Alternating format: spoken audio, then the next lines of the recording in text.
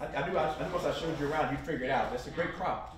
Oh yeah, It's a great prop. because it tells a story too. Yeah, it does. Other people, but I will. Now it's going on, right? Yep. Yeah, he is one. I have never harassed anyone. As this investigation, this pseudo investigation, this fake investigation, because PBS didn't really do what they should have done. But as this investigation proceeded, PBS was able to talk to these people, these women, and they acknowledged that the relationships were consensual decades ago.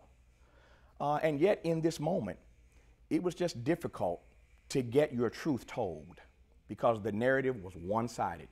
Now, let me be very clear. I support the Me Too movement. I have had on my shows for years women talking about these very issues. My record is clear. I don't need to defend myself in that regard. Excellent. No, he told me, he said, you know, we're going to say this. Very nice. And I said, well, hey. Excellent. I have no idea why what happened to me happened.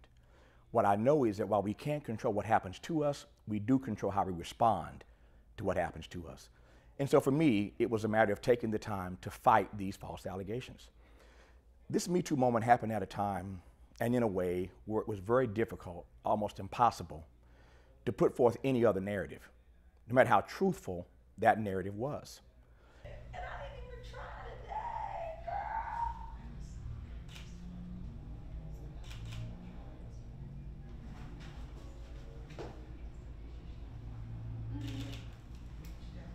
One of the things I'm most proud of, when I was at PBS, and this is abundantly clear again, these are things that came out in the trial.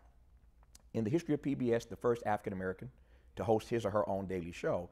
And what that meant was that so many people of color and women, this is data that we presented at trial, because of my platform, I had more women who had access to a talk show on PBS than ever, and clearly more people of color who had a chance to be heard on public media because of my platform. So I missed the opportunity to give women and people of color a platform to express themselves, to speak for themselves.